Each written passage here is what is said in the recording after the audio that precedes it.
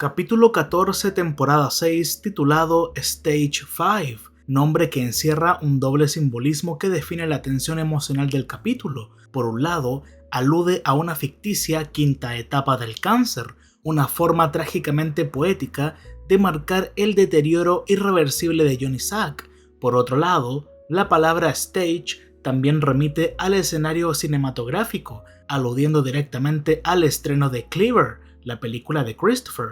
Ambas interpretaciones, la enfermedad terminal y la expresión artística como ajuste de cuentas, se entrelazan para explorar el declive físico, psicológico y moral de varios personajes en la recta final de la serie. A nivel temático, el episodio puede leerse como una representación del segundo círculo del infierno según la Divina Comedia, donde las almas dominadas por la lujuria son arrastradas por vientos eternos, símbolo de su agitación interior. Ese malestar se refleja en la trama de Cleaver, una película que funciona como venganza simbólica de Christopher, quien aún se consume por los celos y la sospecha de una relación entre Tony y Adriana. Incluso el entre comillas oncólogo de Jon Isaac, que mató a su propia esposa por una supuesta infidelidad, refuerza esta idea del deseo destructivo, y la muerte o desaparición, según lo que Carmela sabe de Adriana, vuelve a surgir sutilmente en este episodio,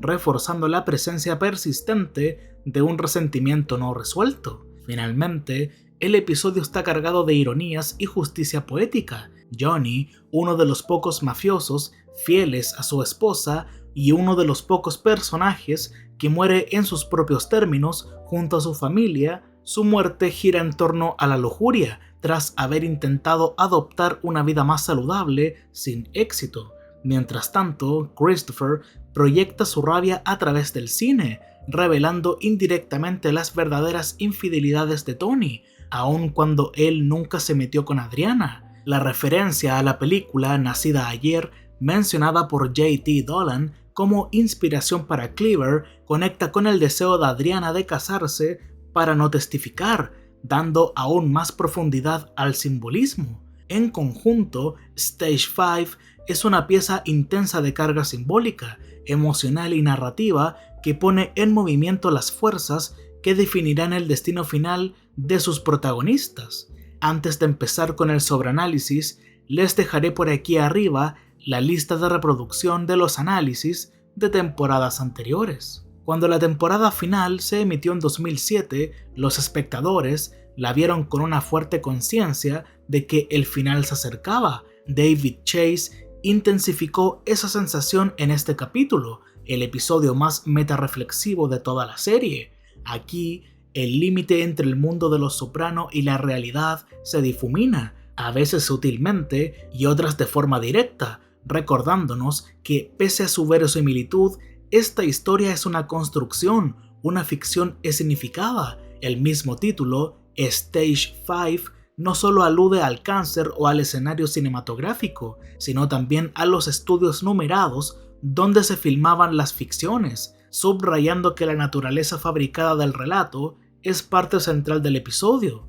Desde la primera escena, esa mezcla de ficción y realidad queda clara. Un asesinato que al principio parece propio de la serie se revela por el tono visual frío y desaturado. Sabemos que el tono de la serie es un poco más cálido. Entonces, estamos viendo una escena de Cleaver, la película de Christopher. El sueño largamente acariciado por Chris de producir cine finalmente se concreta, pero lo hace de forma profundamente autobiográfica, aunque quizás no del todo consciente. Incluso el título, Cleaver, podría brotar de su subconsciente. En el piloto, usó un cuchillo de carnicero para distraer a su primera víctima antes de matarlo, y el nombre original del guión era este. Right now it's called Pork Store Killer.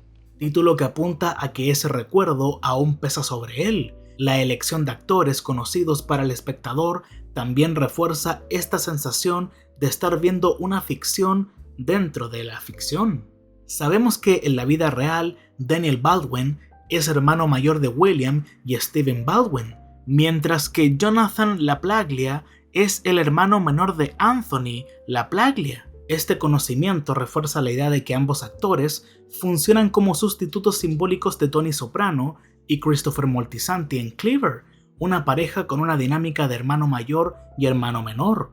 Además, este paralelismo se hace más evidente si recordamos que Anthony LaPlagia, el hermano menor de Jonathan, fue uno de los candidatos favoritos para interpretar a Tony Soprano cuando la serie aún estaba en desarrollo, y que el personaje de Jonathan se llama Michael, lo que remite a Michael Imperioli, el actor que encarna a Chris. No es la primera vez que David Chase juega a borrar los límites entre ficción y realidad usando actores conocidos que se interpretan a sí mismos o versiones de ellos. En episodios anteriores, cuando Chris exploraba su ambición cinematográfica, ya aparecían figuras reales de Hollywood. Desde la primera temporada, David Chase aprovecha a Christopher o Michael Imperioli para estas capas metatextuales. Por ejemplo, en el episodio La leyenda de Tennessee Moltisanti se alude a Hamlet cuando Chris desentierra el cuerpo de Emil Collar como Hamlet ante la calavera de Yorick. Ahora en este episodio, Chris retoma este eco de Shakespeare, igual que Hamlet monta una obra para delatar a su tío. Christopher usa a Cleaver como una obra dentro de la obra, para golpear la conciencia de su propio entre comillas rey, es decir, Tony. Chris sigue convencido de que Tony tuvo algo que ver con Adriana la noche del accidente. La escena clave de Cleaver muestra a Michael asesinando a Sally Boy con un cuchillo carnicero, justo antes de enfocar a un gobo y un crucifijo colgado al lado del retrovisor, una imagen que más adelante inspira la frase absurda de Carmine sobre lo sagrado y lo profano. Más allá del chiste, la imagen del gobo tiene una carga simbólica interesante. Chase ya había usado este amuleto en el episodio 10 de la temporada 4. Es el regalo que le da Furio a AJ después de su viaje a Italia. Se trata de un amuleto de buena suerte muy común en Italia. Este gobo en particular podría considerarse doblemente afortunado porque en su parte inferior tiene la forma de otro talismán típico, el cornicello o cuerno pequeño. En varias regiones de Italia, este cuerno está relacionado con la mano cornuta, el gesto con el que se insinúa que a un hombre le han sido infiel. No conviene exagerar la importancia de este regalo, pero en ese entonces servía como simbolismo para preguntarnos si Carmela le iba a poner los cuernos a Tony con Furio, pero ahora es para volver al tema de si Tony le fue infiel a Carmela con Adriana. Así que este gobo aporta otra capa al episodio y película, en donde podría estar subrayando un punto clave de la trama de Cleaver. Sally Boy es asesinado por Michael por acostarse con su prometida. El arte de Christopher imita su vida. Tony no percibe el mensaje oculto de Cleaver, pero ¿por qué lo haría si sabe que nunca pasó nada entre él y Adriana? Pero Carmela, Rosalie y otros sí interpretan la película como una indirecta sobre su supuesta culpa.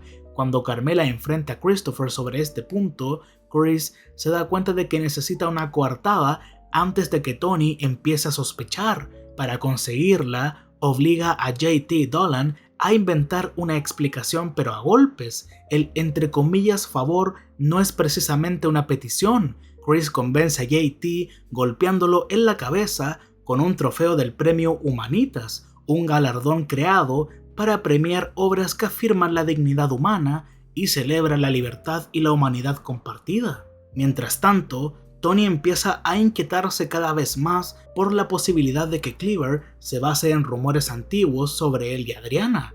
En el Bada Bing, JT intenta calmarlo diciendo que la historia está inspirada en la película de 1950 Nacida ayer. Tony no se traga del todo la historia, sabe que JT miente cuando dice que fue al Bada Bing para hablar con Chris, porque Christopher ya no visita mucho el lugar y sospecha del moretón en la cabeza de JT, que delata la persuasión de Chris. La desconfianza aumenta cuando Tony ve Nacida ayer en su casa y confirma que JT probablemente inventó todo. Independientemente de si realmente influyó o no, la referencia a Nacido ayer añade otra capa de juego metatextual. Al atribuir el guión de Cleaver a una película de 1950 basada en una obra de 1946, los escritores insertan una obra dentro de la obra, que enreda aún más la autoconciencia del capítulo. Algunos incluso pueden recordar el remake de 1993,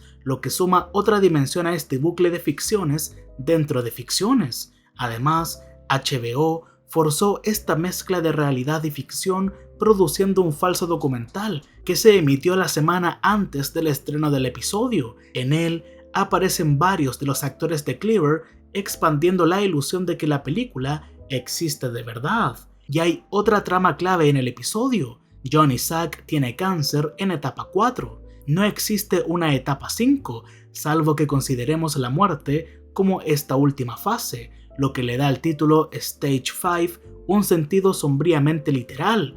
Además, etapa 5 se conecta con las 5 etapas del duelo, cuya última fase es la aceptación. En ese sentido, vemos a John Isaac aceptar su destino hacia el final del episodio, igual que en el capítulo Negación y la aceptación. David Chase ya jugaba con esas etapas. Una vez más, los escritores mezclan el mundo real con el ficticio a través de un rostro conocido, como hizo en la trama de Christopher y Cleaver.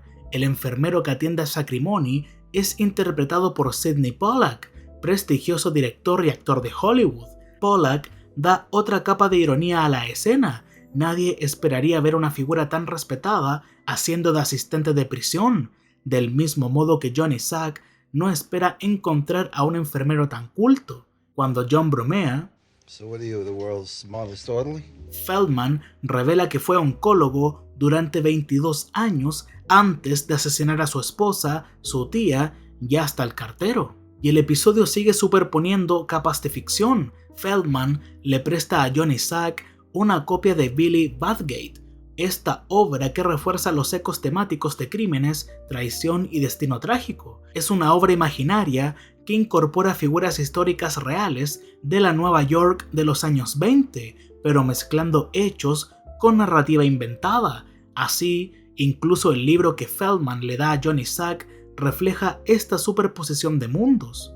Inicialmente, Feldman le da a John un pronóstico más alentador, pero pronto coincide con la visión pesimista del Dr. Rosen. A John no le queda mucho tiempo. Durante toda la temporada, muchos espectadores se preguntan si habrá justicia kármica para estos mafiosos, y Chase juega con esta expectativa. Aquí el karma parece actuar. Sacrimony, fumador empedernido, muere de cáncer de pulmón. No podemos olvidar que John ni siquiera podía ir al baño sin encender un cigarro. Eventualmente, John muere en el lugar donde cumple condena. Para alguien en su posición, las opciones siempre fueron pocas: morir en prisión o morir por la violencia del negocio. En su caso, la muerte le llega como una paliza lenta y dolorosa, y hay además una amarga ironía. Para reducir su condena, John aceptó pronunciar una alocución admitiendo la existencia de la Cosa Nostra, un acto que lo humilló ante sus colegas y que posiblemente hirió a su propia familia. Tony mismo no tuvo reparos en aprovechar la caída de Sacrimony para comprarle la casa a Ginny a un precio muy bajo, pero todo este sacrificio fue inútil. John no vivió lo suficiente para beneficiarse de la libertad anticipada que esperaba, ni disfrutar de la familia por la que supuestamente lo hizo todo. Sacrimony logró evitar años de cárcel, pero no pudo escapar de la mordaz ironía que los guionistas le tenían reservada. Como ya se mencionó, el título funciona como un juego de palabras que alude a la muerte. La única etapa siguiente al cáncer es la fase 4 de John Isaac. Este juego de palabras cobra más sentido si recordamos que en episodios anteriores David Chase ya había vinculado el escenario con reflexiones sobre la muerte y el sentido de la vida. En el episodio 9 de la temporada 4, por ejemplo, Tony observa el escenario vacío del Bada Bing, posiblemente meditando sobre la trágica y la muerte sin propósito de Tracy. Y en el 9 de la temporada 6, Paulie ve a la Virgen María en ese mismo escenario, símbolo de su fe católica y de la esperanza en algo más allá de la vida. Esta idea del escenario como metáfora viene de lejos. Hace siglos, Shakespeare lo usó para hablar de la fugacidad de la existencia. Antes de morir, Macbeth compara la vida con un actor que ocupa brevemente el escenario antes de desvanecerse en la nada. Sus palabras encajan como epílogo amargo para John Sacrimoni, el rey de Nueva York. La vida no es más que una sombra andante, un pobre actor que se pavonea y se inquieta durante horas en el escenario y luego ya no se le escucha. Es un cuento contado por un idiota, lleno de ruido y furia que no significa nada. La idea de que la vida no signifique nada es aterradora. A medida que se acerca su final, John Isaac se pregunta cuál será el sentido de la suya. Incluso le pregunta a su cuñado cómo será recordado. La preocupación por el legado atraviesa todo el episodio. Phil Leotardo, en un homenaje a su hermano muerto, se lamenta de que su apellido italiano original, Leonardo, fue deformado por un empleado de Ellis Island y teme que su propia herencia sea de debilidad. Como ítalo-americano que permitió esa afrenta a su identidad y como mafioso que cedió demasiado terreno a sus rivales, resulta casi conmovedor verlo frustrado mientras los niños a los que se dirige no comprenden el peso de su decepción. Tony Soprano, por su parte, también siente esa ansiedad por la imagen que dejará atrás. Se queja ante la doctora Melfi de cómo Christopher lo retrató en su película. Tony insiste en verse a sí mismo como un buen tipo, pero la película de Chris pone en duda esa autoimagen. La rabia y la herida que esto le provoca son evidentes cuando habla con Melfi, y ese resentimiento quedará en él siempre. La reflexión más sorprendente sobre el legado proviene de Carmine. Durante un almuerzo en un club de golf, Carmine le explica a Tony, en uno de sus diálogos más claros y coherentes, sin sus habituales errores y metáforas enredadas, que se retira de la lucha por convertirse en el jefe más poderoso de Nueva York. Está satisfecho con su vida tal como está y valora más su paz y felicidad que el poder, el dinero o la fama. That dream with my father, the empty box, wasn't about being boss. It's about being happy. Irónicamente, este fragmento es probablemente el monólogo ininterrumpido más largo de toda la serie, y es Little Carmine precisamente quien lo entrega, dejando claro el humor retorcido de los escritores. Carmine no muestra arrepentimiento por su decisión, y Chase refuerza la lección con un corte revelador. John Isaac solo y desahuciado en una cama de hospital. Quizás si John hubiera alcanzado la claridad que Carmine muestra ahora, no habría terminado sus días tan solo ni enfrentando la muerte de forma tan miserable. Este tema del legado resuena especialmente en un episodio tan autoconsciente. Es probable que David Chase estuviera pensando en su propio legado mientras preparaba la temporada final. Más allá de la violencia inherente a una historia de mafiosos, Chase siempre quiso que Los Soprano se diferenciara de la sangre gratuita de producciones como Cleaver, la película dentro de la serie. Quería que su obra fuera recordada no solo como otro producto de gangsters para audiencias que solo buscan violencia, sino como una exploración moral más profunda. Muchas veces, la violencia de la serie no es un recurso estilístico, sino un detonante para reflexionar sobre las decisiones morales de los personajes. Por eso, cuando los inversores discuten la edición final de Cleaver, Carlo Gervasi sugiere añadir más sangre. Una frase que funciona como crítica interna de Chase a aquellos que ven su serie solo por la violencia superficial. Cleaver parodia precisamente este tipo de cine de gangsters que Los Soprano desmonta. En lugar de glorificar el crimen como espectáculo, Chase construye una obra que obliga a juzgarlo desde un ángulo ético y realista, no solo estético. La reputación de Los Soprano como una de las series más inteligentes y profundas de todos los tiempos ya estaba asegurada antes de este episodio, pero la capa de metacomentarios de este capítulo reforzó su lugar como la gran obra de gangsters dentro del arte postmoderno, mediante recursos como la obra dentro de la obra, es decir, Cleaver y otras sutilezas, su propia artificialidad sin romper abiertamente la cuarta pared. Nadie mira directamente a cámara en la serie, pero David Chase encuentra la forma de recordarnos que todo es un artificio. Picasso dijo: todo arte es una mentira que dice la verdad, y eso es precisamente lo que hace Los Soprano. Usa la mentira de la ficción para revelar verdades temáticas profundas. Pero claro, qué verdad encuentra cada espectador depende de cada uno. Quizás esa ambigüedad sea la verdad más potente que deja la serie. El episodio cierra con Tony como padrino en el bautizo de la hija de Christopher. Imposible de ver sin pensar en la icónica escena del bautizo de El Padrino, pero a diferencia de Coppola, que entrelazaba el sacramento con un baño de sangre, Chase evita la violencia literal. En medio de todo, Tony Soprano insiste en separar la ficción de la realidad, cuando Carmela insinúa que Cleaver es una fantasía de venganza, y él lo niega. It's a movie. It's fictional. Le dice lo mismo a AJ tras un acto violento inspirado en El Padrino. It's a movie. You gotta grow up. Para Tony, esa línea debe ser clara. Es un hombre tradicional. You see, out there, it's the 1990s, but in his house, it's 1954. Y que no entiende cómo hoy todo se mezcla. Pero lo irónico es que Tony encarna esa mezcla. Es un mafioso ficticio nacido de la fusión entre medios, arte y vida real. El episodio muestra cómo la ficción afecta a los demás. Cleaver refleja las paranoias de Christopher, pero también sirve para mostrar la ruptura entre AJ y Blanca. Ella ya está perdiendo el interés por su inmadurez. Antes, cuando AJ quiso apuñalar a Junior y citó El Padrino, Tony le repitió que tiene que madurar.